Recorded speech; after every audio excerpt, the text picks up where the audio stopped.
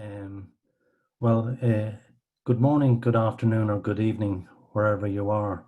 A very warm welcome to everyone joining us today for the first session of the RIMS Australasia 2020 Summit. My name is Eamon Cunningham, and I am the president of the RIMS Australasia chapter. Also joining me today are a number of the members of the board of the chapter, and you'll see and hear more from them during this week's sessions. I want to acknowledge the support we continually obtain from RIMS Global in New York, and indeed also from our foundation and other sponsors. So I suppose I'm now pleased to open the RIMS Australasia Chapter 2020 Summit.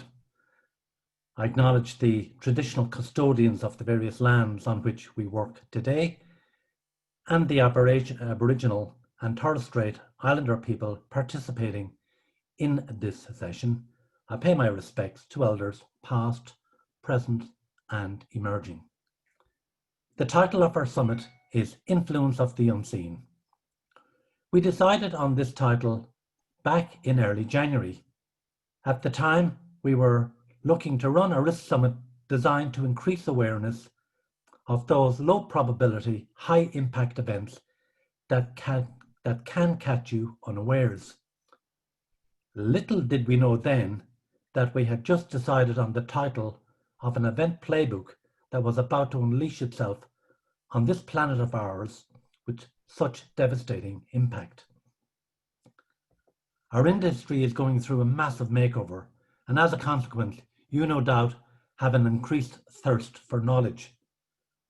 Our intention is to deliver relevant material to assist you as risk managers in dealing with the array of challenges you find today, and at the same time in preparing you for the new norm that is coming your way.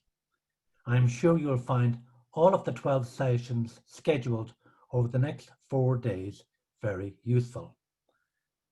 Now to some housekeeping rules for today's session. All cameras and microphones are turned off, so please ensure that they stay off to avoid any disruption. We will be using the Q&A function that's located at the bottom of your screen to ask questions, but can we just get these questions during the course of the presentation, and I'll pose them to our two speakers once both of their presentations are over. Simply just type in your question, but also upvote any other attendee questions that you would like to see answered. Please note that the session will be recorded and distributed, so be conscious of this when asking questions. So that's it from me. I'd like to now introduce our first speaker, who is Mary Roth. Mary is the CEO of RIMS and based in New York. Mary has had a long career with RIMS and has been its CEO since 2004. She is also the chair of the International Federation of Risk Management and Insurance, or Risk and Insurance Management Associations, IFIRMA, the peak body in our industry. Mary is going to give us an update on RIMS. Over to you, Mary. Thank you, Eamon. I'm going to share my screen here.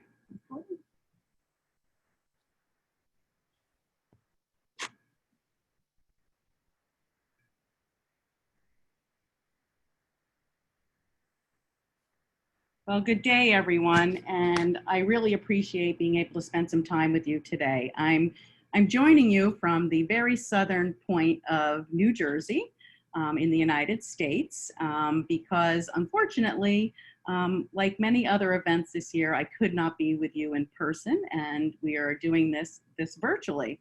So I'm so pleased that the Australasia chapter leaders were able to put together this event.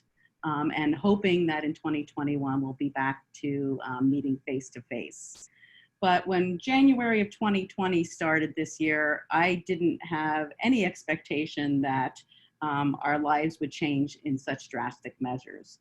not only our lives, but also our business lives. And, you know, we've in the United States experienced, like all of you around the world, the impact of the pandemic, and our members around the world have experienced the impact of the pandemic.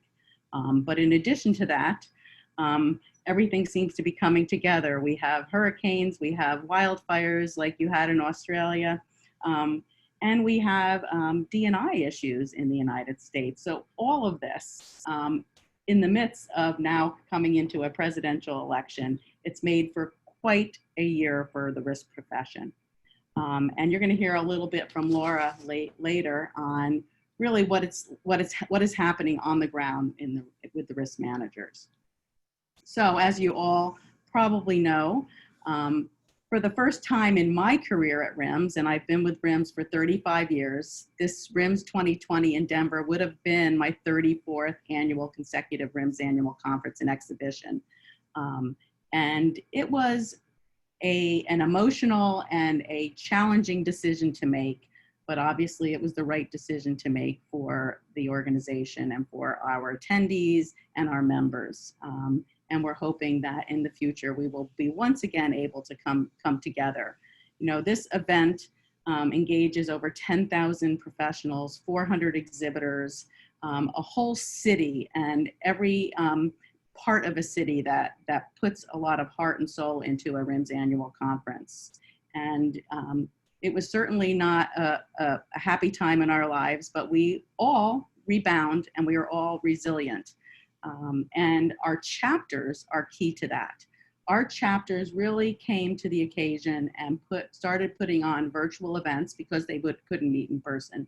And this summit that the Australasia chapter is putting on is just one of those, and I'm pleased to be able to spend some time with you. But at the end of the day, we had to shift gears at RIMS. We really upped our game. We supercharged our development of e-learning, blended learning to really be able to deliver online and virtual educational offerings for our members and beyond. So this is just a briefing of what we're in the midst of putting together or getting ready to roll out. So I really do encourage you to check out our educational resources online because you can do this from your desktop. We've started launching some new courses and beta testing them, and we're having really great response to those and feedback on them. So I really encourage you to take a look at our educational offerings. In addition, we've really stepped up our podcast series. We've had over 26,000 downloads on our podcast. So I do encourage you to go and look at the various topics that we have available. And we will be making our ERM conference virtual, and that's November 4th and 5th.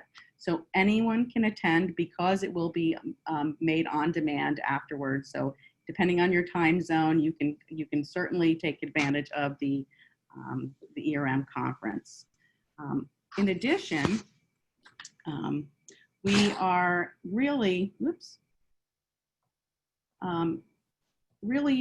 happy to see the discussions and the feedback for Opus. And this is our online community for our members, specifically for our members, private, and you have to be a member in order to access this portal. But the questions and the answers and the sharing has been unique and outstanding for all of our members. You're all going through very similar experiences, and at the end of the day, people are willing to share what they've done, what their practices are, have they been successful, or did they need to morph and change throughout this experience that we're currently experiencing. We have over 5,000 active pieces of content. We have 520 unique contributors, and we have conversations that you can just see some of the topics that we're covering just recently on the portal. But I do encourage you, if you are a RIMS member, to get on there and continue to share with each other. The other item that we're really focusing on is really advancing the risk management profession. And one way we're doing that is through our RIMS CRMP certification.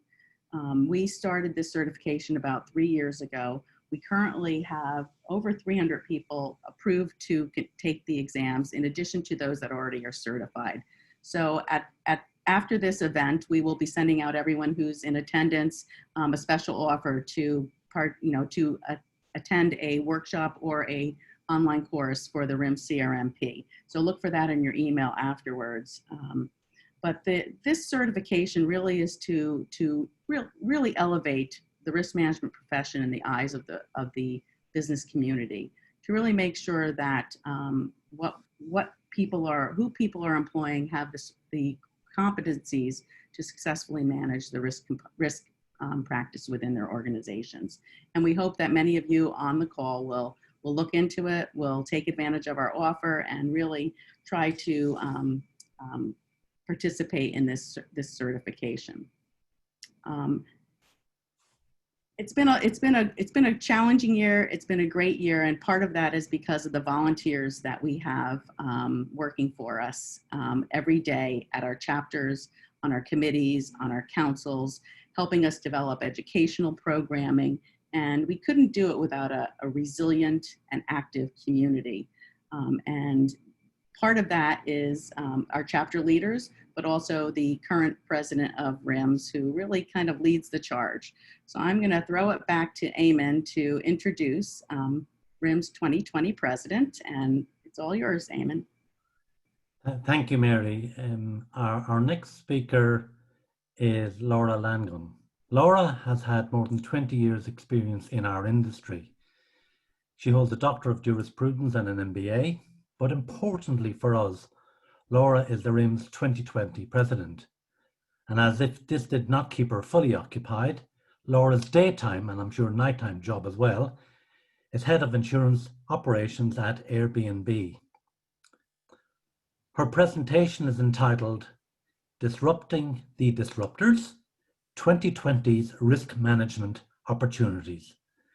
I was going to give you an indication as to where Laura is from, but that beautiful photo in the background stole my thunder. So it's hello, Laura from San Francisco. Thank you, everyone. I really appreciate it. And I think we've got Mary, we have the presentation as well. Okay.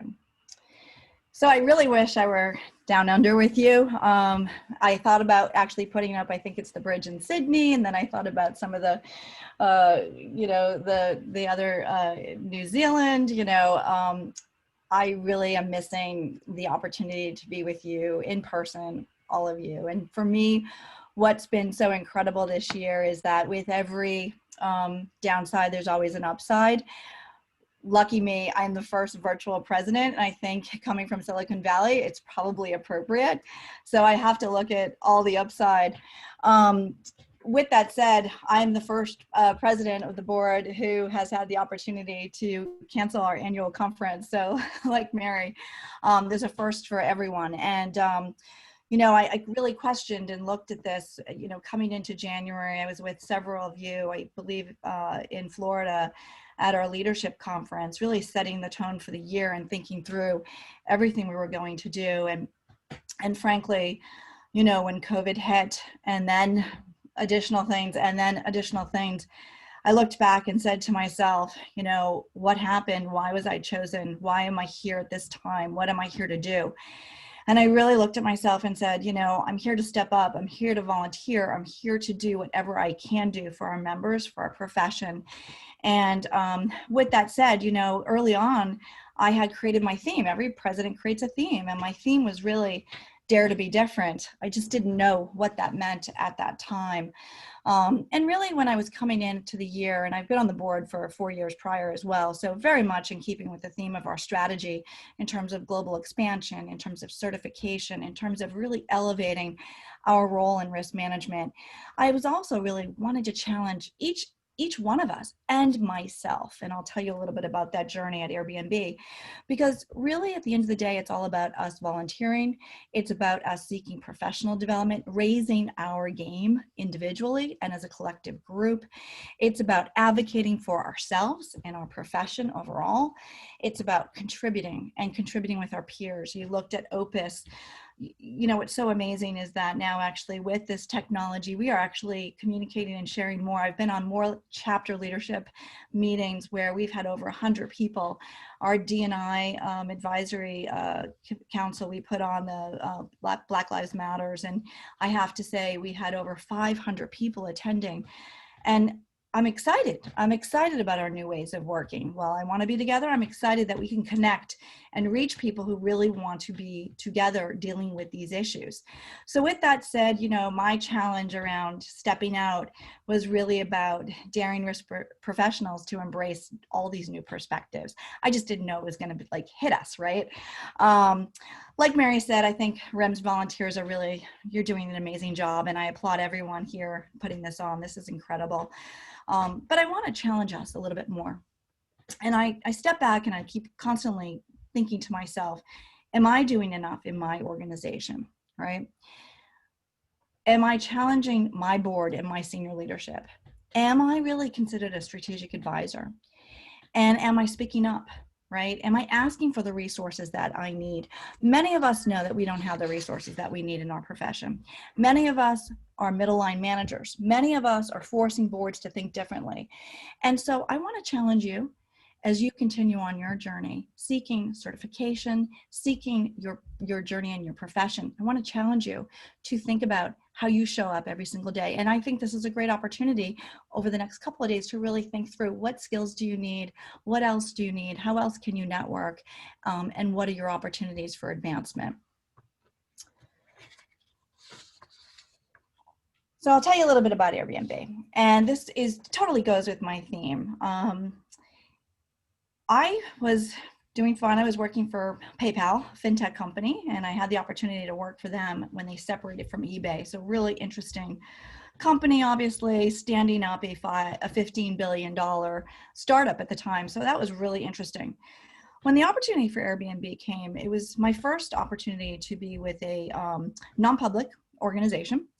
It was my first opportunity to probably work with more millennials. I think I was one of the oldest people in the finance team at the time.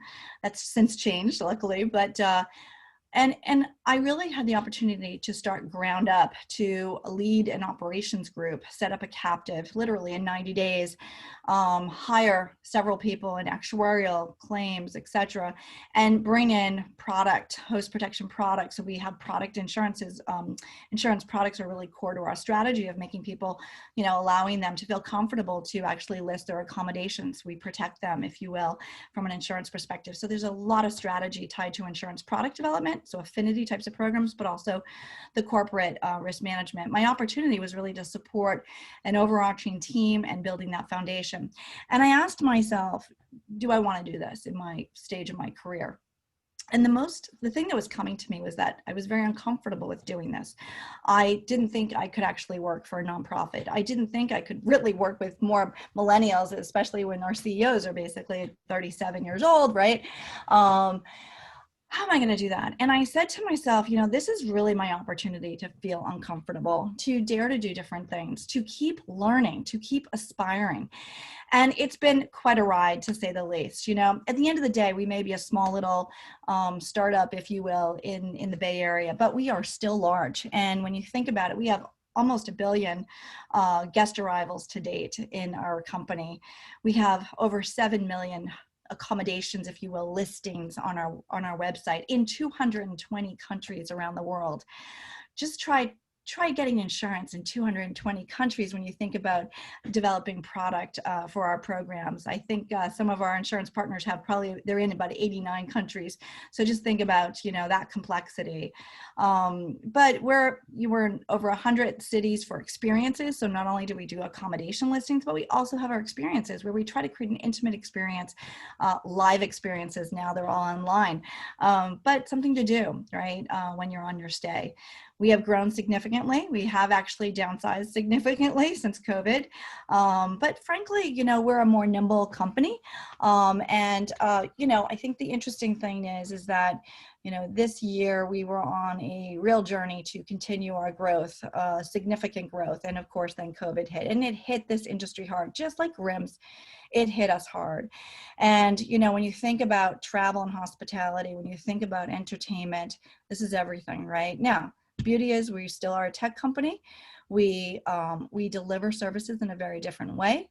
And the most important thing that I loved about joining Airbnb was that we enable people to be entrepreneurs. So we really are supporting a gig economy. So every host, whether it's you, and I don't know how many out there, which I could say raise your hands, how many out there actually have their a listing on Airbnb or VRBO or some type of platform, if you will, where you can actually make more money. And so, I think what's really interesting for people that are transitioning out of their career, they really are developing opportunities where they can drive their own destiny. And so it's been so exciting for me in that regard. But it's been really hard too at the end of the day, right? And COVID has really had to, we had to deal with the situation right off the bat. The story about Airbnb is really quite phenomenal. Brian Chesky, as well as Joe Gebbia, they had just moved to New York and San Francisco, and they came from design school, but they wanted to be entrepreneurs. They started this company in 2008. So now we go fast forward and we look at where we are today. We started in a very, very difficult time, one of the biggest economic downturns, and we started with an opportunity. It was a Democratic National Convention. There was no place to stay in San Francisco.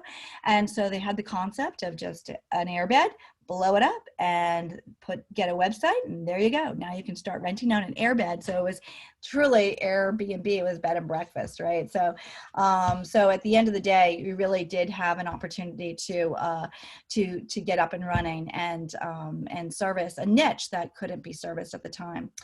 That was disruptive, right? And what does it really mean to be disruptive, right? And I was thinking about some of the Six Sigma concepts, right? Is that it's not only means that you're lean and that you have processes and you have systems to actually deliver something nimbly, but it also really means that you are delivering something that customers want, customers will pay for, and customers will value. In addition to that, Airbnb was about connection. It was about connecting people.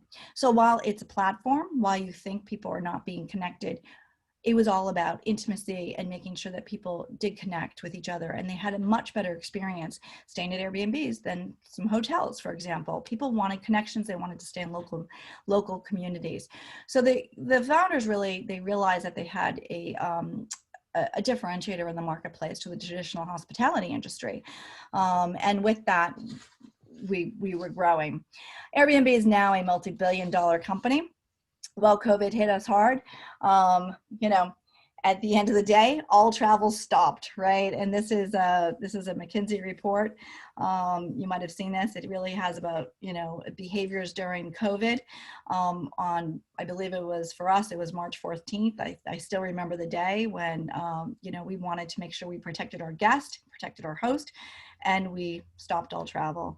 We had seen things coming through during, in China and Asia, in South Korea. So we had some indication of what was happening, but we did not expect this, like many of us, right? And so, at the end of the day, we got together as a team and really sat with the leadership team and thought through how can we help our host? How can we keep the business going, etc. So, at the end of the day, it's not just hospitality. It's what's so amazing. And Mary said this the other day to us, which was so incredible, is that when you think about an annual conference for RIMS, when you think about hotel stays, when you think about restaurants, when you think about Eamon, I think about, when I think about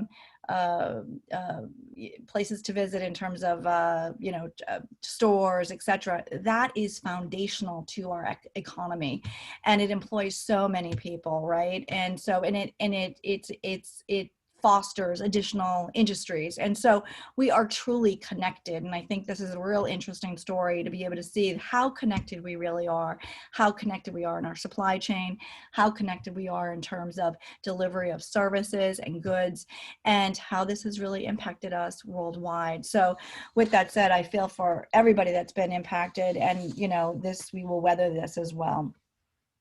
But I think the other issue is that you really have to look at, consumer behavior, right? With disruption, what is it that you want in life, right? How consumers have tried, something new, and you think about it right now in terms of where we're headed. What I think what's really interesting about this slide is that, it's really about convenience. It's about safety right now. It's about making people feel secure. And I think when you look at what's been happening in the market overall, is that fear, uncertainty is driving significant issues, and there's a reality, right, in terms of staying safe and being secure.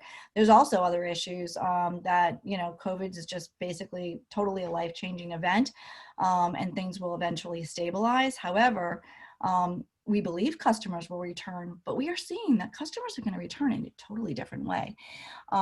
We're seeing that at RIMS. And I think that's what's so amazing as well, is really being able to make that shift, right? As we start to come out of this, as we start to stabilize, again, we have to think about disruption, right? Who would have thunk in March that Zoom would be, one of the leading forums for us to deliver technology and have our conferences, right? So we have to think outside of the box. We have to be nimble. We have to understand what consumers want, and we have to be able to deliver that timely. And I would say even more so, right, than traditional ways. So let's just look at the at-home consumer. I think this is another interesting thing that has shifted our environment. If you think about, many of us would go to our grocery stores, right? Many of us would shop for non-essentials, right? Many of us would get together with our friends. Many of us would use Uber, other ride-sharing services. Hair, nail salons. I don't know about you, but I could really still use one. We keep shutting down and turning back on in the Bay Area. So it's been very hard in that regard. And of course, look at airplanes and large events, right? Who would have thought the impact that COVID would have on these types of services? But again, looking at the disruption, looking at the pivots, how are we shopping today? How are we delivering services today? I still think we all need hair and nail salons, but and probably gyms as well. But how many of you are doing your workouts online? A Peloton, for example, right? Now, at the end of the day, we're also delivering large events in a very different way. So, whether it's simply following these guidelines in terms of, what is it that a consumer wants, we also have to really just think about, when will people be willing to come back? When will we be ready? And maybe we'll never be coming back the same way. Maybe we won't be shopping the same way. Many of us won't. We have to prepare for that as well. So disruption creates tremendous opportunities. And with that, at Airbnb, it's been an interesting opportunity for us. What I saw from that March 14th day of just basically, no business, to now several months later that many people are staying at Airbnbs for their long-term stays. We've been able to adapt, if you will, and making sure that, one, we have safety protocols in place. Two, we're meeting the needs of our travelers, but also making sure that we're communicating that effectively. So we had to pivot really at Airbnb to make sure that when people felt more comfortable traveling, that they would feel comfortable staying at people's homes, at Airbnbs. Interestingly enough, what we've seen is a complete pivot. What normally people would stay at an Airbnb for 3 to 5 days, a weekend jaunt, X percent would be, a significant percent would be domestic, and the other percent would be international. So people would go, for example, you would go from San Francisco to New York, stay for the weekend, you'd stay in an Airbnb. You might go for a week or two in Italy, stay at an Airbnb, you need a lot of space, so you'd look at an Airbnb. What we really are seeing now is that people are staying at Airbnbs within 2 to 5 miles, 2 to 5 hours away from their home. So people want to not hibernate in their homes anymore. They want an opportunity to be someplace different, but they also want the benefits of a home. They may want to cook. They may not be still going out to restaurants, for example. They want to feel safe. They may need to be working still. And their family may need additional space as well. So we are seeing a total shift. And, you know, at the end of the day for Airbnb, we have to make sure that we can deliver on that shift. So it's been interesting in that regard as well.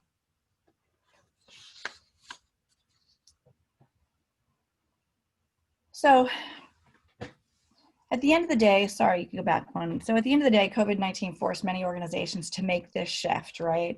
And really be strategic in the way they were delivering. You know, I think what's really interesting about this as well, and you could go to the next slide, sorry, Mary, is that, you know, continually to adjust your reputation, continually to drive value and listen to your customers, to respond, to communicate effectively is what is driving our value as well. And I think that's really helping us in terms of brand loyalty.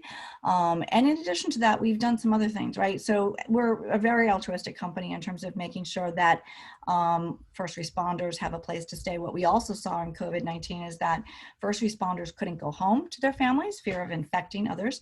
And they also needed to quarantine, or they needed a place to stay closer to the hospital, et cetera. And at the end of the day, our host wanted to put the first responders up at no additional cost. So what's been great about working with Airbnb is this altruistic opportunity to really help and engage and be able to deliver those types of services. So that's been fantastic. And also, you know, new ways of fighting discrimination on Airbnb. You know, we want to make sure that we are uncovering discrimination. We want to make sure that no one is discriminated. And so that's been a real key message in our organization as well. And, you know, again, we were dealing with COVID, and then of course, like all of you, we were dealing with Black Lives Matters, right? Making sure that we're listening to our host, making sure that we're listening to our guests, making sure that we're listening to our employees as well. And so we've been managing through that. So at the end of the day, you know, RIMS has really been focused on all these issues as well. And I think I could speak for Mary, I could speak for the board. What's been so interesting is, like many of you, RIMS had to go through these types of issues, these types of disruptors as well, and make sure that we can still deliver to you our services, and to make sure that we could also hear our members in terms of issues around discrimination, et cetera. And I think you saw some of that in the summertime, early in July, and then in August, you know, when we did our Black Lives Matter panel. I think what was so amazing for me is to really work with many of you across globally, and listen to some of the issues that you deal with within your own company, as well as in the risk management space, you know, from a diversity standpoint, and also at the board. So one of the things that I was really looking at within our board and asking ourselves, you know, at the end of the day, is risk management, are we fundamental at the board level? And I've had many conversations with many of you around, you know, who's at the board, and many of you are at the board. You know, in some parts of the world, it is critical to be there from a risk management perspective. It's mandated by the government, but in other parts of the world, it's not. And many of our risk management professionals, again, are at different levels of their journey and their career. But I really was asking, are we effective? Is our boards effective at managing risk? And when you saw COVID, when we saw Black Lives Matter, and you started to think, are we having these conversations at the board level? And where is the risk professional? Are we at the board level helping to have these conversations? So I created a task force, if you will, to really look at these two questions. You know, what skills do risk management professionals need to serve on boards? We want to make sure that our risk management professionals, our members, are comfortable, can serve on boards, can bring the frameworks that boards need to deliver and to think about emerging risks like the risks that we've been dealing with, right? And also, our boards, are they embracing risk management strategies and frameworks in their strategic decision making? Are they asking us to look at black swan events? Are they asking us to look at emerging risks? Are they asking us to look at our balance sheet protection? We need to make sure that we are having those conversations, that there's true transparency at the board for these significant risks. And I think that's what's essential. So we have, our goal is really twofold. It really is to drive that conversation at that level, at that board level, and make sure that we really do have the skill sets in our profession to elevate our board, to elevate our skills at the board level, and also to develop risk management training for board of directors. So this is an amazing time. I've had to look back and say that while I didn't get to travel and meet all of you, while I didn't get all the opportunities to be at the annual conference and you know, go to so many of the events that we like to go to, and that we really add a lot of value in being in network with communicating with each other, the opportunities have been phenomenal in terms of risk managers today. And I've had a lot of journalists actually come to me and ask about, you know, what is our future in risk management? And I think we have a great future. And RIMS is really here to pivot and to support you in this growth, but it takes a village. It takes all of us. We are a network. We are a team. We are a member organization around the world, and it's up to all of us to elevate our game. So I challenge you, I dare you to be different during your conference. I dare you to ask different questions and to feel uncomfortable, because that's how we grow. Thank you.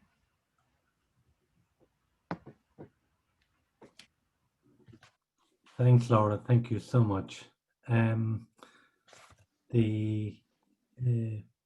everybody just please remember to use the Q&A function at the bottom of your screen to ask questions. Just simply type in your question, but you can also upvote, vote, or indeed comment on any other attendee questions that you would like to see answered. So while everybody is having a think about what questions they want to ask, we do have a couple of minutes. I have one, Laura, for you, and it's at the heart of Airbnb is the fundamental concept of change. Naturally, change and adaptation does not stop. It never stops, as referred to in your presentation. It's ongoing. So how do you, as a risk management and insurance professional, go about staying ahead of the game? That is a great question. And I have to say, my experience at Airbnb I've had to develop new ways of working, if you will. Many of the ways we deliver services are through more product types of technology ways of working. And if you've heard of Agile or Waterfall, these types of ways of working is you're bringing in a team of leaders, you're thinking about an issue today, and you're solving for it today. So we've had to actually engage insurance companies in our ways of working, as well as our brokers. And it has not been easy, because, you know, insurance is a little slow, right? You don't just come back in a week and say, hey, I need something like this. I need us to solve this problem.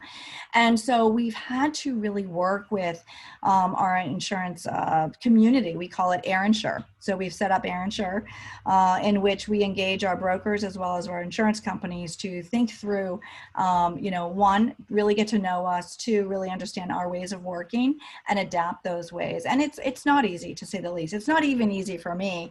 You know, I'm sort of old school, still like the old way. It's a conversation, it's pick up the phone. We don't have that opportunity now. We have to all work together and work in a very different way and deliver things very quickly. And it was interesting during COVID as well, because insurance has always been looked at our company as strategic solution. When we had issues in the early days, you know, with our first, some of our events that we had that, you know, hosts weren't too happy about in terms of damaging facilities, they came to the insurance team and said, hey, we need an insurance program to help our customers, our neighborhoods to feel more comfortable. So the same thing with COVID, insurance was really brought on, and we would have, you know, daily check-ins. So we had to be ready, we had to be agile, we had to be, you know, and that really means you work differently. So, you know, when I look at also skill sets of the people that we're bringing onto our team, they are able to work in this fashion. They can make critical risk decisions, right? They have a lot of good data economics, data analytics, if you will, to be able to drive different decision making. So I want to surround myself with those types of skill sets as well, whether in my insurance community or within my team. Great. I've got one question from one of our board members, but just before I come to that, Mary, a question for you in relation to the Certified Risk Management Professional Program. If I'm a risk management professional and I'm thinking about further accreditation to assist me in my career, and I look at CRMP, how do you respond to the question, like, where does CRMP sit in terms of its standing as an appropriate, well-publicized credential that I should aspire to achieving relative to others that are out there in the marketplace?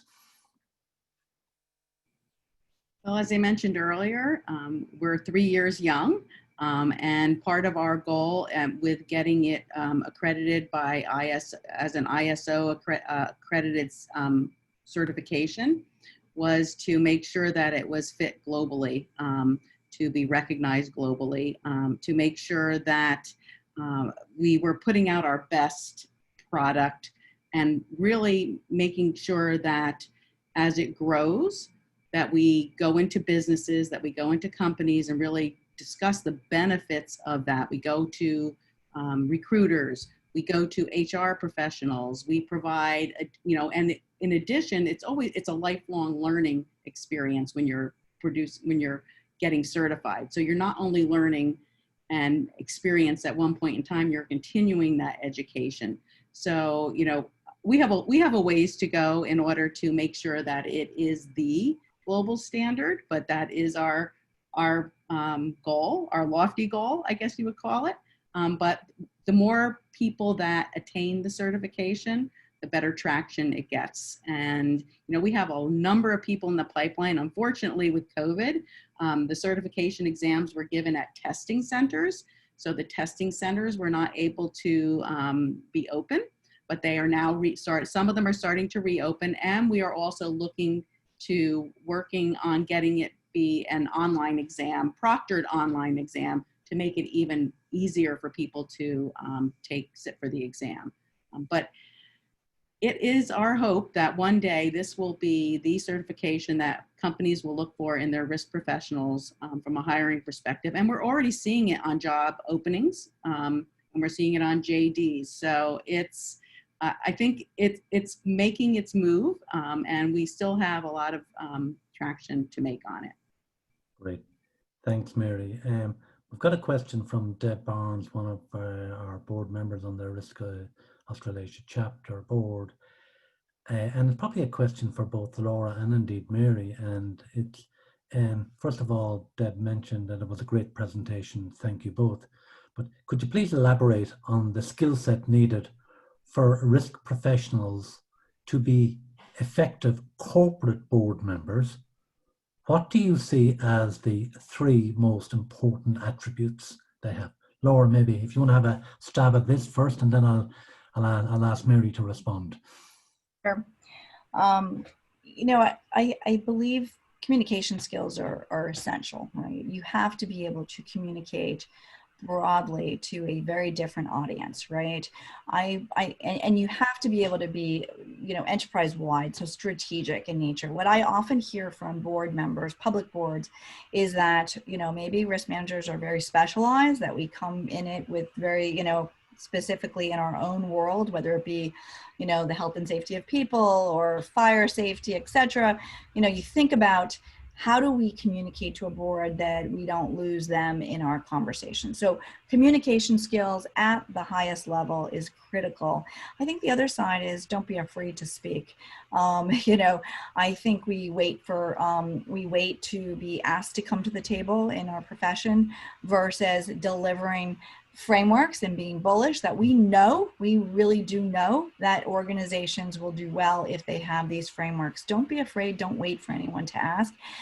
You will be well received. And I believe that, you know, if boards can see that and they had a framework for having the dialogue around risk, that would help them as well. And I think that's where boards struggle. What's the framework? Is there any one framework, right? Let's not get lost in COSO or this framework or that framework. Let's talk about these are their standards, right? And that's what we bring as a group. And I think the other side is risk culture. I don't think we do enough to talk about the culture of risk. I don't think public boards do enough to talk about the culture of risk. And that's what you're seeing, I think now, frankly, right? Is that, you know, you have to look at yourself and say, are we really effective? Are we having the right conversation? And so you have to be willing to ask yourself, are you effective? And do we have the right culture so that people can speak and that they can share information and we can make changes more nimbly? I'll turn it over to Mary. I'm sure she has some good observations too. Mary, what's your perspective on this? Sorry. I think at the end of the day, if risk professionals are going to aspire to be sitting on boards, there's a whole host of activities that they have to learn in order to be function as a board member. They're not only stepping onto a board to be the risk professional. You know, there are other competencies. They have to know business management. They have to know, you know, they have to know about the organization and what that organization's goals and strategies are. They have to be well-rounded in that they understand business in general, that they have leadership skills, that they have skills that they are, you know, that they can demonstrate that they are leading conversations. They cannot be afraid to lead conversations about issues that may not be the most, you know, well accepted issues that an organization needs to talk about. They have to have the comfort level to have the hard discussions with the board. And they can't, you know, I think risk managers in their risks with their risk hat on as well as board hat, you have to be brave. I mean, you cannot, you know, look at something and just, you know, push it aside if it's not something you want to have the conversation about, or you don't think it's ever going to happen, or you don't think, you know, it's likely to happen to me, my company. But I think they have to have the skill set to be able to back to what Laura said, communicate with their fellow board members, communicate with the business leaders, and really understand at a deep level what the organization is doing and what are the factors that can impact the success of those goals for the organization. You know, and I think it's beyond risk management when a risk manager is going to be sitting on a board. There's a whole host of other criteria that will need to be developed. And that's the task force that Laura has set up and some organizations that we're working with to try to help establish those competencies for board, for risk practitioners to grow currently. So when that day comes when they want to actually sit on a corporate board at that next stage in their career, that they have the skill set to do that. Thanks, Mary. I think what I'm hearing from both of you is that despite how dreadful COVID is, it actually presents an opportunity for risk managers of caliber to stand up and be counted. And it's over to each person individually to do something about that. I've got a comment and a question from Brian Rowlett. He said, thanks, Laura. Pandemic disruptions have long been on many corporate risk registers. How do you create an awareness and gain interest of board directors in the likely impacts of extremely low probability events?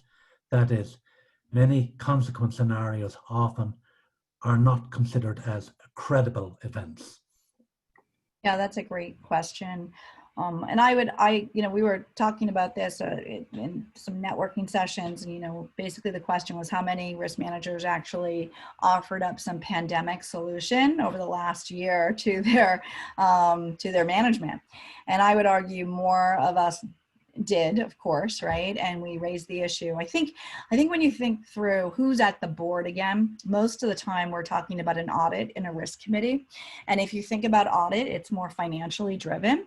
And when you think about finances, it's more gap, at least in the States, you think about gap accounting, one-time events, right? So what I've seen is that many boards or a C-suite, if you will, think they can weather through that one-time event. I think the opportunity is to really start to paint the picture of one major disruption and all the downstream or upstream issues, right? And I think obviously COVID really showed that, right? Unfortunately, I've seen some companies that have had tremendous coverage for either parametric programs. I've seen companies that have had specifically pandemic coverage. I've seen companies that have had support to keep their workforce in place for 90 days over disruption, a major supply chain disruption, including something like COVID. And when you really look at those companies, they've done a great job. What makes them different? Is it that it was much better transparency for what the risks were, really understanding some of those downstream and upstream events that could actually impact the financials of the company or the customers of the company or the employees of the company? Again, I think it's the language. I think it's if we can relate and show management, show the boards that, this is what it means to us, that these types of programs do exist. But with that said, I'm looking at the challenges now. You're looking at, I think what you've seen in Australia, also in Europe, and now in the US, Marsh, for example, has put up a program like TRIA, called TRIA. And again, it's really, how do we solve for these issues, right? Is it fair that somebody like Airbnb's, picks up the cost, if you will, of covering pandemic when another hospitality company doesn't? How do we share in the risk for these types of emerging events that frankly are happening more often than not? Fires, right? Our global climate change. These are issues that we need to be in partnership with the government, I do believe. And I do believe that we need to educate more at that level. This is another area where I think RIMS is so ripe to really advocate for our corporate members, to bring industry and government together to really look at that these are very difficult risks, that there's not enough capacity, and that we need to solve for them in a different way. Great. Thanks, Laura. A comment on a question from Kevin Bates. First of all, the comment is it's a wonderful opener for the conference, so thank you both. The question is, communication remotely is a pivot we have all needed to make. Do you think that remote risk management will be as effective in the longer term? In your view, what communication and leadership skills should we be enhancing to help us? Mary, if I could just put that to you first, and then I'll come back and get Laura's view. I would say one would be facilitation skills, because if you're going to be doing risk management remotely, you have to be able to facilitate the discussions in a virtual platform like you would in a face-to-face platform or in a boardroom, et cetera. So I think you're going to have to be more efficient and effective in your facilitation skills. I think you're going to continue to have really great negotiation skills and really imparting your, I don't want to say sales skills upon your fellow company employees, but really, communicating the value of risk management from a perspective where you're not sitting in the same room or you're not sitting in the same office building, but also training more people to be good advocates for risk management. And I think between the facilitation and the training, pushing risk management down, because there will probably be people that'll be located in could potentially be people located in certain areas where they're going to have to, be the on the ground risk practitioner, risk advocate. So I think, facilitation, training others to be risk managers, I guess you would say, as well as, really a teacher. I think you're going to have to, virtual teacher. I think we're going to have to all have really good video skill, online Zoom or Microsoft Teams or whatever product you're using, and being able to, use technology. I think you're going to have technology skills. Great. Thanks, Mary. Laura, your take on this?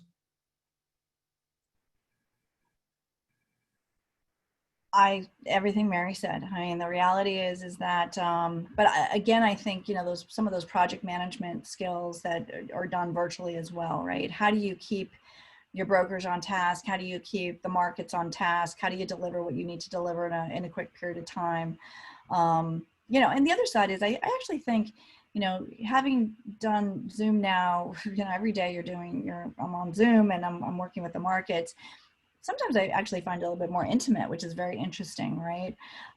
So really leveraging those opportunities where you can still make a connection, share an experience with someone, have a deeper conversation, whereas perhaps in the past you weren't able. There's also a great article, I saw that on LinkedIn, I can't quote it, I can't remember where it came from, but it might have been a Harvard article, but it was more about, you know, make sure you're showing your video, make sure you're staying, you know, face to face, right? You've got to keep that connection, right? It's really still very critical. Great. I add one more thing. I think time management. You know, I don't know about all of you, but I probably have more meetings now because of Zoom than I did, you know, prior to COVID, you know, just because it's so easy. You know, it's so easy for someone to, you know, even internally to say, oh, you know, Mary's on video right now, let me connect. So I think time management is going to be critical because you have so much on your plate, you know, and we know that risk management departments are often understaffed. So I think you need that element of time management and, you know, just organization, I think is going to be critical because there's just so many things and now everyone can access you very easily from anywhere in the world. And I think we've all found that we can still do business in other parts of the world without physically going there, which I think is a positive concept because it, you know, it saves time, expense, wear and tear on our bodies. And so I think, you know, I think those are time is going to be critical for all of us to manage going forward. Great. Well, Mary, your comment there about global is a perfect segue into probably the last question we'll have time for today, and it's coming from Nick Casper's. First of all, Nick's comment is a great session, Laura. How does Airbnb manage the different thinking biases, being so global and a huge customer base? Risk culture is so important to brings in different biases. Mm-hmm. Yeah, I mean, this is, you know, there are many shared economy companies out there. I chose Airbnb partly, I was saying, because of the risk culture. And it's really it's truly at the top, right? So our leaders, they are all about meeting our hosts. So we have host meetings. Now we're having virtual host meetings where we are really trying to understand the customer. And I think somebody else commented on customer experience, really knowing what your customer wants. When we, you know, with COVID, we actually, we went against our host. We canceled, you know, on our host and guests. We didn't really, we wanted to make sure everybody was safe. And our hosts were very upset with us. And we literally, you know, started talking to them about, you know, what can we do and how do we think about this? You know, if we don't have that voice of the customer, if you will, we cannot deliver what we're trying to deliver, right? We also have a trust and safety team. We have a policy team. So our policy team really works in the neighborhoods, if you will, worldwide to understand what's going on with hosting, residential hosting, what's of value, what are some of the concerns people have. So again, getting into the neighborhoods, really understanding what our hosts want, what they need, what they value. And then of course, trying to make sure that our guests feel safe and that we're delivering on what we say we're going to deliver on. Great. Thanks, Laura. Well, it's coming up to the hour, so all I can say is what a great way to start our virtual summit. Certainly great news from Mary, as clearly RIMS is going from strength to strength despite the challenges, followed by a fascinating and insightful presentation from Laura. So thank you, Mary and Laura. Also, thanks to our foundation partners who have always helped us. Just for your information, we have 2 editors from Strategic Risk Magazine listening into all of our sessions this week. If you go to their website, you'll be able to see the commentary that they're going to post on each and every session. Please complete the post-attendee survey and let us know your thoughts. And And now, before I close, can I encourage you to consider joining certainly our RIMS chapter? If you're not already a member, simply go to rims.org, the membership tab, for further details. And finally, can I remind everyone that our next session starts in about 3 hours' time at 12 noon Australian Eastern Time. This is the FM Global presentation on managing cyber risk during disruption. Remember that attendees are welcome to attend any sessions, even those that they haven't registered for. The access link is simply the same. So with that, maybe I'll now close this session and look forward to seeing so many of you back here shortly. Good day, good afternoon, good night. Thank you.